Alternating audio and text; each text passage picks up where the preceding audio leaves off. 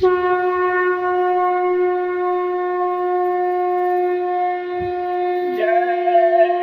गुरुदेव। जय गुरुदेव। बाबा जी का यह उद्देश्य विश्व गुरु हो भारत देश, हाथ जोड़कर विनय हमारी हो जाओ सब शाकाहारी।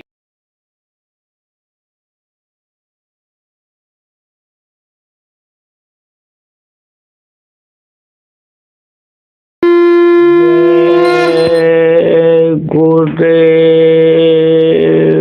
सारा शब्द अंतर बसे, पाऊँ तेरा भेव।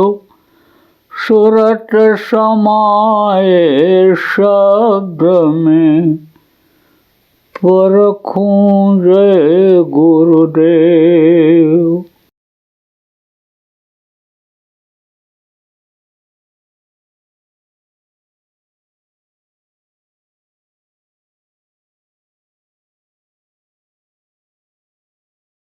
जब आप इस बात को समझ जाओगे कि पैदा होने के पहले जो माँ के स्तन में दूध भर देता है, परवरिश वो करता है, खिलाता वो है, तो दूसरे के आगे हाथ फैलाओगे? कभी नहीं फैलाओ। काट करके रखवा दिया था सिर बबरी का, तो उसने पूरा महाभारत देखा।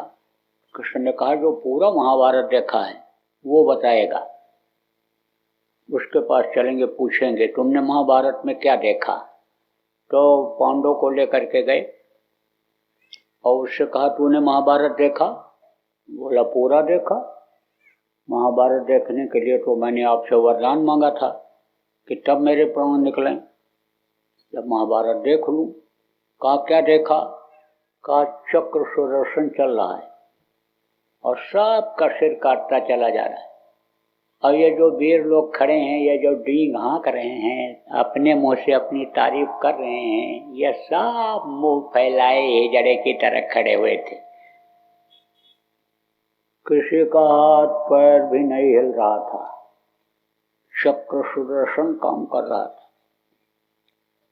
फिर प्रसंग आ गया है तो आपको ये भी बता दूं कि उसने ये कहा महाराज अब अपना वरदान वापस लो और मैं अब जाना चाहता हूं,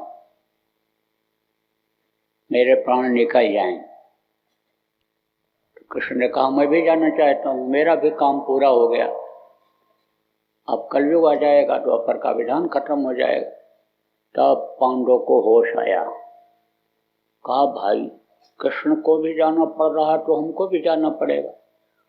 आप किसी को होश है कि हमको ये शरीर छोड़ना है? किसी को होश नहीं। जो सत्य है वही भूल गए हो। मौत सत्य है, मौत तो सबकी आनी आनी है। अब देख लो, जिनको आप पूजते हो, भगवान मानते हो, राम कृष्ण मनुष्य शरीर में थे, वो भी चले गए।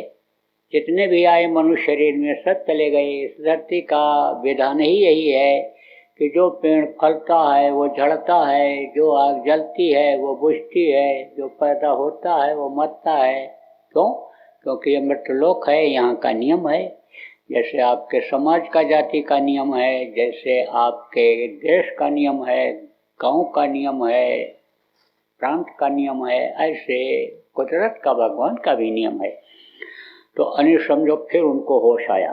पांडवों को कहा महाराज फिर हम लोगों को मत छोड़ना, आप अपने साथ लेते चलो। उन्होंने जो टूक जवाब दिया। कहा तुमको मैं नहीं ले जा सकता हूँ, तुमको किसी त्रिकालदर्शी की खोज करनी पड़ेगी, समर्थ गुरु की खोज करना पड़ेगा, उनसे रास्ता लेकर के योग साधना करनी पड़ेगी, तब तुम मेरे धाम जा सकते हो, अपने धाम जा सकते हो। अब अपना धाम और उनका धाम कहाँ है? आप ये समझो कि आपका जो ये धाम है, ये धाम नहीं है जहाँ जहाँ आप जाते हो। चित्रकूट धाम और जगन्नाथ धाम और यह बद्रिका धाम, ये सब जो धाम है ये आपका धाम नहीं है। आपका धाम यानी समझ लो ऐसी जगह है, अपना घर ऐसी जगह है कि जहाँ कभी अंधेरा होता ही नहीं। जहाँ सूरज डूबता ही नहीं है, जहाँ कोई गंदगी नाम की चीज़ नहीं है, जहाँ कोई दुख नहीं है, सुख ही सुख है, आनंद ही आनंद है, और जहाँ जाने के बाद फिर वापस नहीं आना पड़ता है। उनका धाम कौन सा था? त्रिकुटी धाम, जहाँ से वो आए थे, कृष्ण का धाम वो था। तो उन्होंने कहा, पांडव ने कहा महाराज मुझे लेते चलिए। कृष्ण ने कहा मैं तुमको नहीं ले जा सकता हूँ, तुमको त्रिकालदर्शी की खोज करनी पड़ेगी, समर्थ गुरु की खोज करनी पड़ेगी, उनसे रास्ता ले करके योग साधना करनी पड़ेगी, तब तुम मेरे धाम पहुँच सकते हो, मेरा धाम देख सकते हो, अपने धाम भी जा सकते हो। आपको समझने की जरूरत है प्रेमियों। तो टूक जवाब दिया, बहुत रोए चिल्लाए, बहुत विनती किया, कितना दिन आपके साथ लगा रहा, इसी आशा में रहा कि जब चलेंगे लेते चलेंगे, लेकिन तो टूक जवाब उन्होंने दे दिया। कहा देखो भाई, अवतारिक शक्तियों में जीवों को पार करने की शक्ति नहीं होती है, वो तो समय पार दुष्टों के संहार के लिए, सज्जनों की रक्षा के लिए, वातावरण को शुद्ध करने के लिए, गंदगी को साफ करने के लिए आया करते हैं। गीता पढ़ते हो, रामायण पढ़ते हो, लेकिन समझने की कोशिश नहीं करते हो। देखो गीता के चौथे स्कंद में 34वें श्लोक में यही चीज लिखी हुई है। तो आपको मैं बता रहा था प्रेमियों कि एक गलती से यानी समझो कि नज़र और नियत खराब होने की वजह से, यानी महाभारत हुआ और नज़र खराब होने की वजह से, गलती की वजह से रावण जैसे का विनाश हुआ, उसका खान पान खराब था, आप समझो चाल चलन इसी वजह से खराब हुआ, की वजह से उसका विनाश हुआ। तो ये चीज़ आज समझने की ज़रूरत है कि खान पान, चाल चलन, विचार भावना सही रखा जाए। अभी तक जैसा रहा वैसा तो रहा, लेकिन ये जो अमावस्या पूर्णिमा आती है, तीज त्यौहार जो आते हैं, इस दिन बुराइयों को छोड़ा जाता है। बहुत से लोग स्नान करने के लिए नदियों में जाते थे कि जो गंदगी हो धुल जाए। लोगों का ये भी कहना है कि आयु का हिसाब होता है, कर्मों का हिसाब होता है अमावस्या पूर्णिमा के दिन। देखो इस मनुष्य शरीर के अन्य रचना में भी इनका बड़ा योगदान है। ये जितनी भी चीज़ें हैं ये किसकी बनाई हुई हैं? ये महात्माओं की बनाई हुई हैं, संतों की बनाई हुई हैं, और ये सब इसी शरीर से घटती हैं, इसी से घटाया है महात्माओं ने। जब उपदेश किया है तो समझाया है।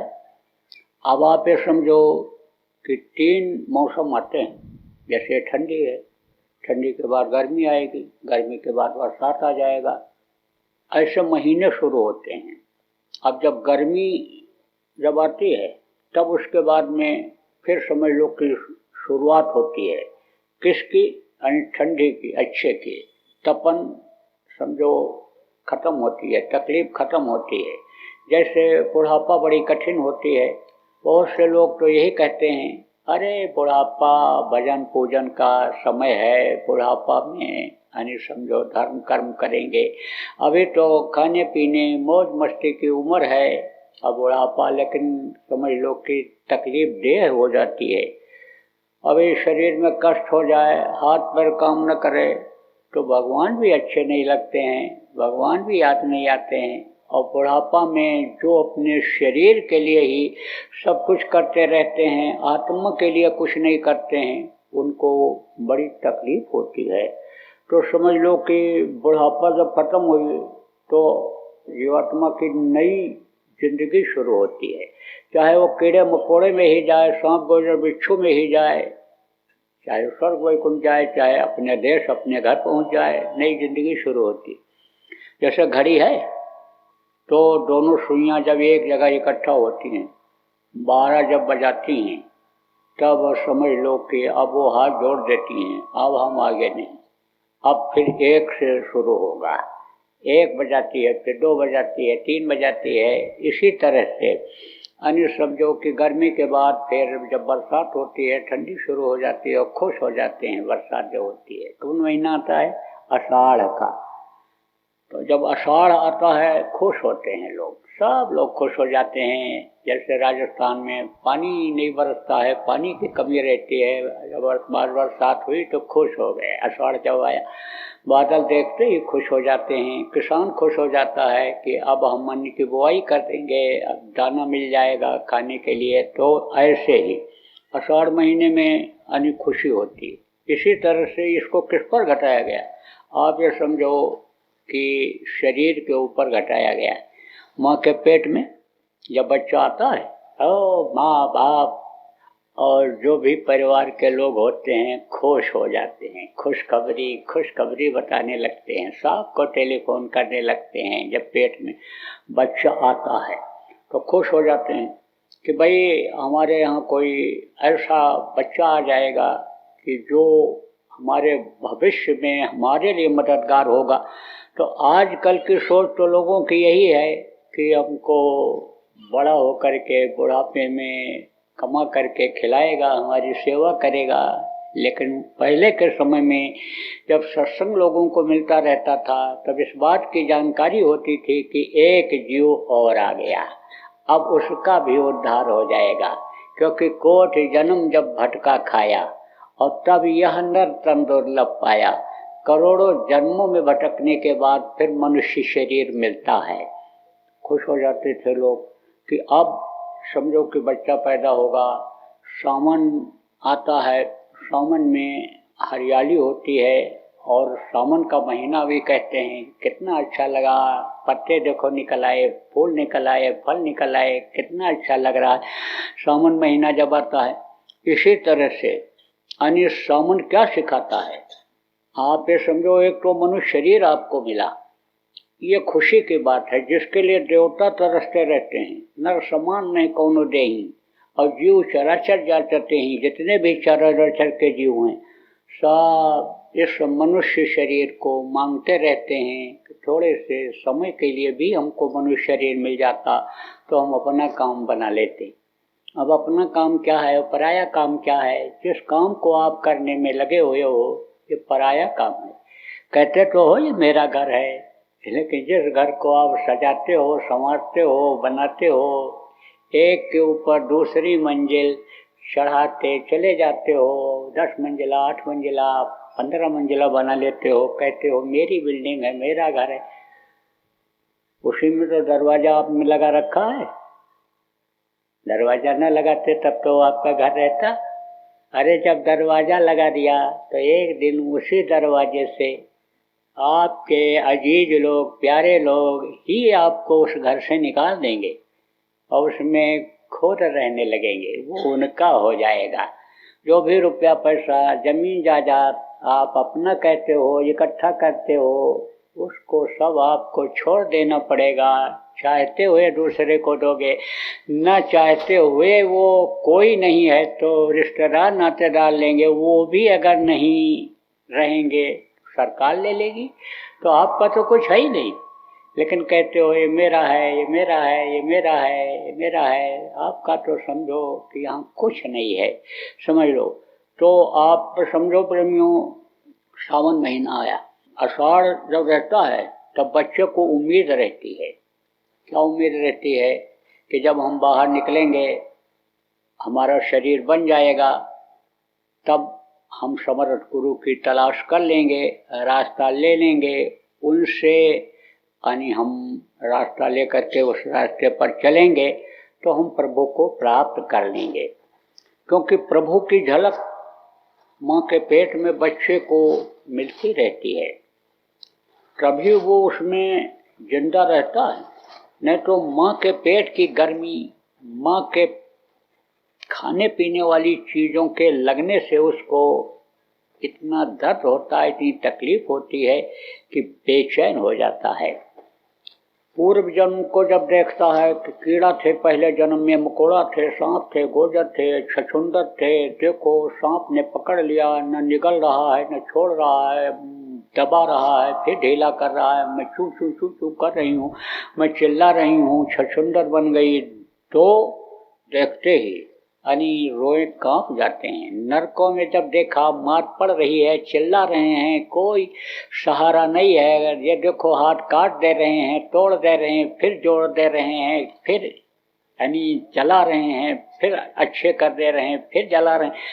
तकलीफ यानी समझो कि बराबर जब देखता था तब प्रार्थना करता था, अब प्रभु कृपा करो यही भांति, सब तजी भजन करो दिन राति। हे प्रभु मेरे ऊपर दया करो, कृपा करो, मेहरबानी करो, मुझको जल्दी से बाहर निकालो, मैं समर्थ गुरु की तलाश करूँगा।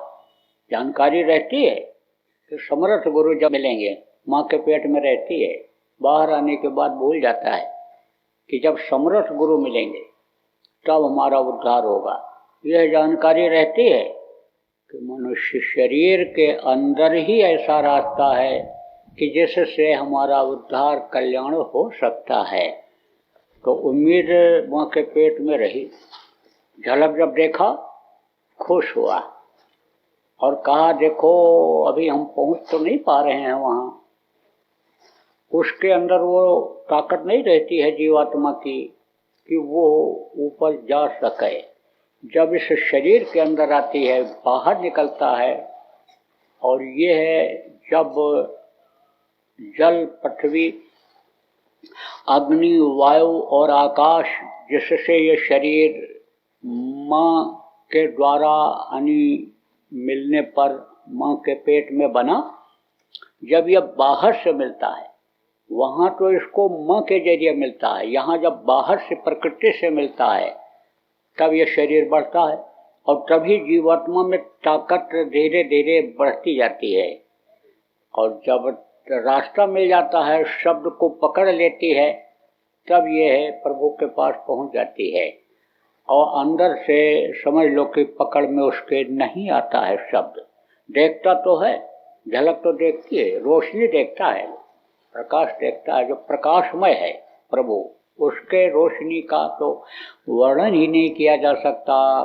कोटिन सूरज चांद सितारे रोम रोम में करें उजारे। तो आप समझ लो कोटिन सूरज, एक सूरज को तो आप देख नहीं सकते हो, तो करोड़ों सूरज को कैसे देख पाओगे, लेकिन जिनके रोम रोम से निकलता रहता है उसको बच्चा माँ के पेट में देखता है। अब कहोगे झूठ बोल रहे हैं, तब विश्वास हो जाएगा, लेकिन अभी विश्वास दिला दूं। छोटा बच्चा है, पैदा होता है, उसके सामने आप 1000 वाट का बल्ब जला दो, 5000 वाट का बल्ब जला दो, तो देखता रहता है इसे, पलक नहीं दबाता है। और आपकी आंखों के सामने 100 वाट का बल्ब जला दिया जाए तो देख नहीं पाओगे। तो उसको ये उम्मीद रहती है, जैसे किसान को उम्मीद होती है, लोगों को उम्मीद होती है कि पानी बरसेगा, आषाढ़ महीना आ गया, ऐसे बच्चे को उम्मीद होती है कि बाहर हम निकलेंगे तो हमारा उद्धार हो जाएगा। सावन आया तो सावन का मतलब क्या होता है? सावन का मतलब होता है सावन, यानी जैसे पहले थे जिस तरह से वैसा बन। सावन यानी जैसे पहले थे वैसे बन। कैसे पहले थे? कहाँ थे पहले?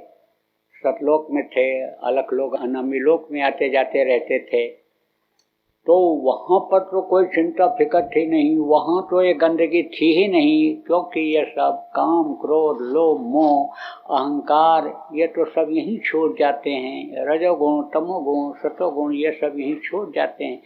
चारों शरीर, यह स्थूल शरीर, फिर उसके अंदर लिंग शरीर जो देवताओं का होता है, लिंग लोक का होता है, फिर उसके अंदर में यानी समझो कि सूक्ष्म शरीर जो सूक्ष्म लोक में होता है, फिर उसके बाद यानी कारण शरीर जो शब्द लोक में होता है, यह सब तो छूट जाता है।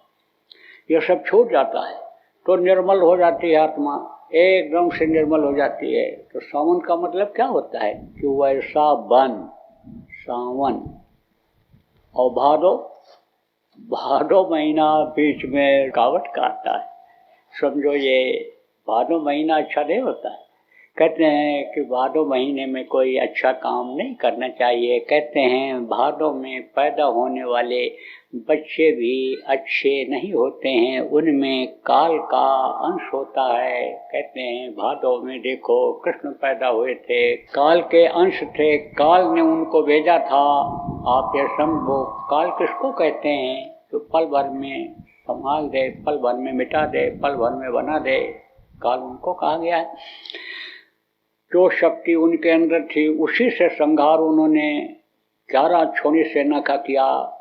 उन्होंने अन्य समझ लो कि रावण की सेना का विनाश किया, वो शक्ति जो उनके अंदर थी। लेकिन ये शक्तियाँ अन्य संतों में नहीं रहती हैं। जो सतलोक से भेजे जाते हैं, वहाँ से भेजे जाते हैं, उनमें वो शक्तियाँ नहीं रहती। लेकिन चूंकि यह महीना आता है बीच में, तो यह जो ताकत है आप निर्मल जीवों पर भी पड़ जाती है। सबको उसमें अन्य समझो कि रहना पड़ता है भादों के महीने। कुंवार का मतलब क्या होता है? कुंवारी सूरत करे व्यभिचारा। कुंवारी जो रहती है सूरत, वो व्यभिचार करती है। अब ये व्यभिचार का मतलब समझा दें आपको।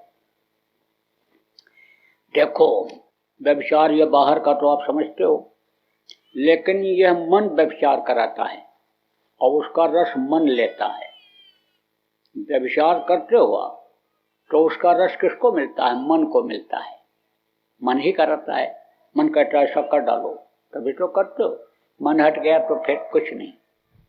ऐसे ही यानी कुंवारी सूरत करे बेचारा, यानी जो ये सूरत है जीवात्मा, जो नए लोग आए हो, आपको बता दूं, देखो नए पुराने दोनों को आज बताना चाहता हूँ। जो नए लोग आए हो सूरत को, जीवात्मा को नहीं समझोगे। यह है परमात्मा की अंश जीवात्मा। अम्मा के पेट में 5 महीना 10 दिन का बच्चा जब हो जाता है तब यह डाल दी जाती है। आप ये समझो बराबर तब से ये रहती है। इतनी छोटी है कि बाहरी आंखों से आप देख नहीं सकते हो, और एक ही रास्ते से यह डाली जाती है और एक ही रास्ते से निकलती है। वो रास्ता किसी का नहीं बंद है। माँ बाप की गलती से, माँ के आचार विचार आहार व्यवहार सही न रखने से बच्चे लूले लंगड़े अंधे तो पैदा हो जाते हैं। आप ये समझो ऐसा तो होता है, लेकिन जीवात्मा का रास्ता कभी छोटा बड़ा नहीं होता है। सबके अंदर एक ही जैसा है और जीवात्मा सबकी एक जैसी है। किसी के अंदर हो, सबके अंदर एक जैसी रहेगी। देखो ये जात पाती, ये ऊंच नीच, ये किसने बनाया? ये तो आदमी ने बनाया। ये देखो विद्या का ज्ञान और ये सब किसने बनाया? आदमी ने बनाया। उसने तो इंसान बनाया। हड्डी सबकी एक जैसी बनाई, मांस सबका एक जैसा बनाया, खून सबका एक जैसा बनाया। आप ये समझो टट्टी पेशाब, आँख कान के रास्ते सबके एक जैसे बनाए।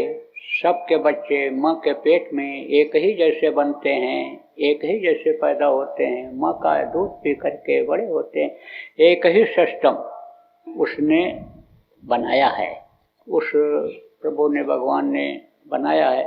तो आप ये समझो प्रेमियों कि ये जो जीवात्मा है सबकी एक जैसी है। इतनी छोटी है कि इन बाहरी आंखों से आप देख नहीं सकते हो, इतनी छोटी है। इसी को संतों ने सूरत कहा है। इसी को यानी समझो कि मुसलमानों में जो फकीर हुए उन्होंने रूह कहा है, और इसी को ईसा मसीह ने सोल कहा है। तो है एक ही चीज, लेकिन नाम अलग अलग रख दिया है। जैसे आप अपने लड़के का कई नाम रख देते हो, कोई लल्ला कहता है, कोई मुन्ना कहता है, कोई भैया कहता है, कोई संतोष कहता है, और कोई स्कूल का नाम अलग रख देता है, यानी जो राशि का नाम अलग कर देते हो। रहता तो व्यक्ति वही है, इसी तरह से है। तो ये जो सूरत है जीवात्मा है, ये किसके साथ जुड़ी हुई है? किसी मन के साथ जुड़ गई है। कहाँ से जुड़ी है? जो संत मत के हो या सत्संग सुनते हो, सत्संगी हो, आपको सुनाया बताया भी गया कि त्रिकुटी से ही ये जुड़ गई। ऊपर से ही ये मन इसके साथ लग गया, और इस समय कलयुग में तो बिल्कुल इसकी गहरी दोस्ती हो गई, अभिन्न मित्र इसका हो गया। शरीर जीवात्मा ही चलाती है, शरीर को चलाने वाली जीवात्मा ही है। इस शरीर को चलाने वाले चक्र हैं, गुदा चक्र, इंद्रिय चक्र, नाभि चक्र, हृदय चक्र, कंठ चक्र, ये सब चक्र हैं, ये शरीर को चलाते हैं। 72,000 नसें हैं इसमें, ये शरीर को चलाती हैं। 10 प्रकार के प्राण हैं, ये शरीर को चलाते हैं। इनकी व्याख्या करने का, समझाने का, शरीर की रचना के बारे में बताने का आज समय नहीं है। आप YouTube पर जो सत्संग पड़े हुए हैं, प्रेमियों ने डाल रखा है, या चैनल पर जो सत्संग आते हैं उसमें आप जानकारी कर सकते हो। समय समय पर, जगह जगह पर बताया जाता रहा है।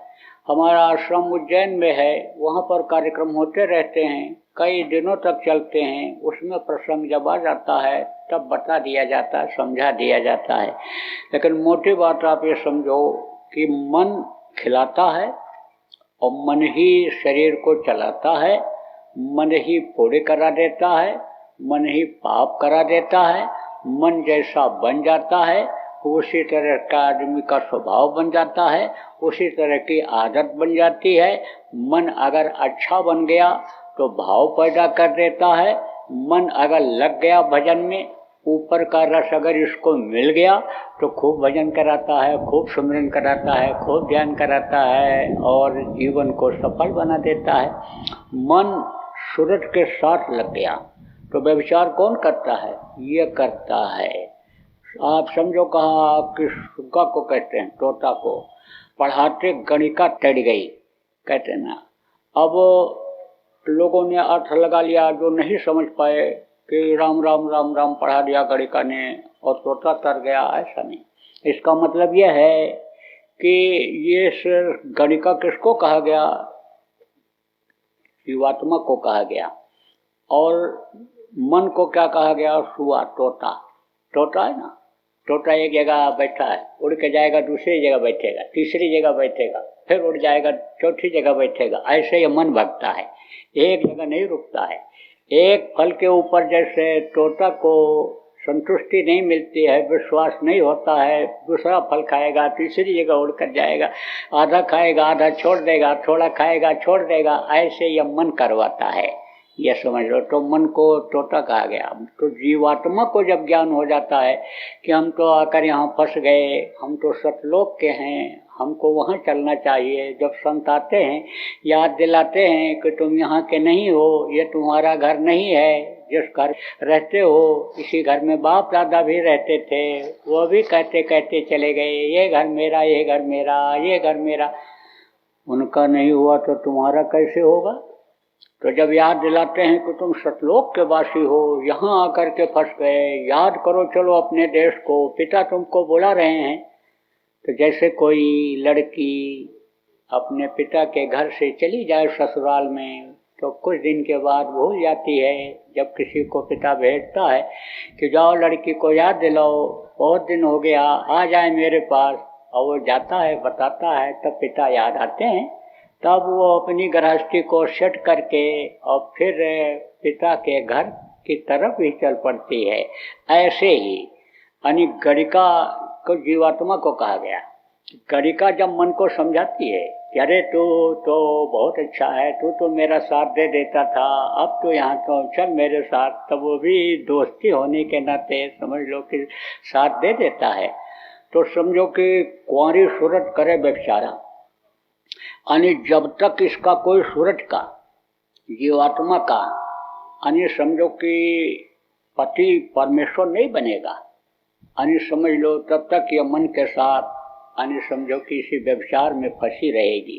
इंद्रियों के भोग में ये फंसी रहेगी, देखने के भोग में, सुनने के भोग में, जिह्वा के भोग में, नभ्या के भोग में प्रेमियों ये पड़ी रह जाएगी। इसीलिए कहा गया कि गुरु करना जरूरी होता है। अब गुरु कैसा होना चाहिए? गुरु करे जानकर और पानी पिए छान कर। तो कैसा यानी गुरु होना चाहिए कि जैसे गुरु समर्थ होते हैं। समर्थ गुरु किनको कहा जाता है? कि जैसे यानी तमाम लोगों को तारने वाले गुरु हुए, उस तरह के गुरु। गुरु माने क्या होता है ये बता दूं आपको। रू है नाम प्रकाश का और गु कहिए अंधकार। और ताको करे विनाशियो सोई गुर करता। इन बारी आंखों को बंद कर लोगे तो अंधेरा हो जाएगा, और न बंद करो तो भी थोड़े समय के बाद अभी जब रात आएगी तो अंधेरा हो जाएगा। तो इसको जो हटा दे, जो तिमिर माने अंधेरा होता, तिमिर को हटा दे। रू है नाम प्रकाश का, गु कही अंधकार, और ताको करे विनाश जो सोई गुर करता। तो अंधकार को जो हटा दे, तो मैंने आपको बताया अभी कि ऊपर रात होती ही नहीं, अंधेरा है ही नहीं। तो जो वहाँ पहुँचा दे, अंदर में आँख जब बंद करो तो रोशनी प्रकट कर दे, वो सच्चा गुरु समर्थ गुरु हुआ करता है। तो क्वार महीना आनी समझो कि यह बतलाता है। और कार्तिक का मतलब क्या होता है, तो उस तरह का कार्य करो कि जिस तरह से जीवात्मा का कल्याण हो जाए। अब आप देखो, ये अगहन है। अगहन का मतलब क्या होता है?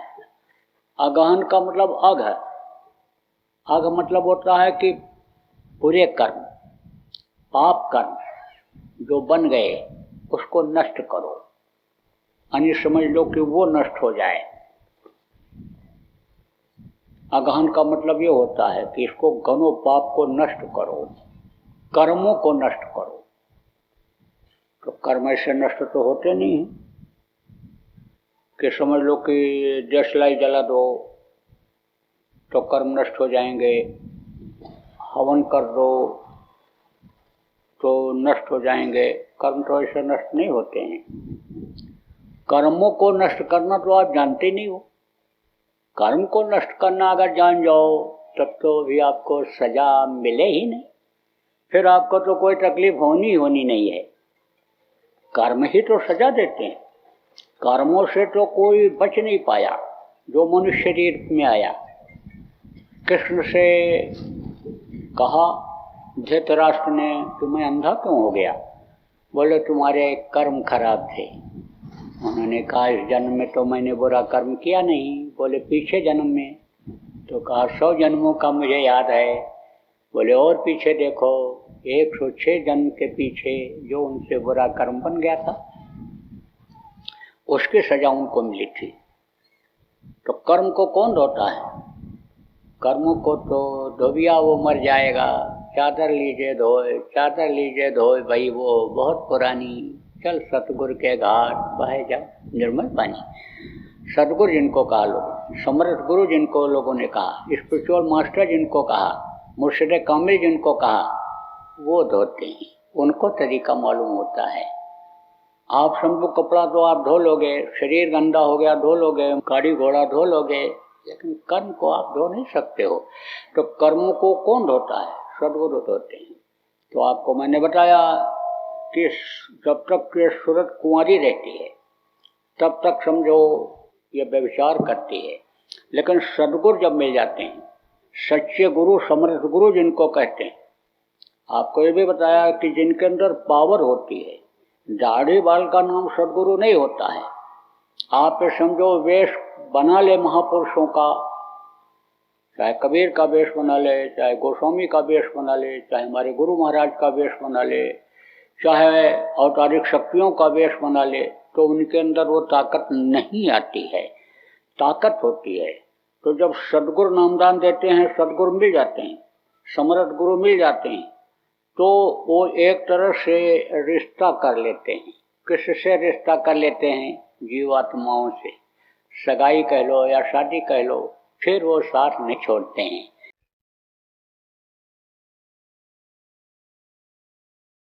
जय गुरुदेव। सरकारी व गैर सरकारी अनुदान के लिए बिना सत्संगियों के सहयोग द्वारा जनहित के कार्यों में लगी हुई बाबा जय गुरुदेव धर्म विकास संस्था का मुख्यालय पिंगलेश्वर रेलवे स्टेशन के सामने मक्सी रोड, उज्जैन, मध्य प्रदेश में है। यहाँ पर सत्संग व नामदान का कार्यक्रम होता रहता है।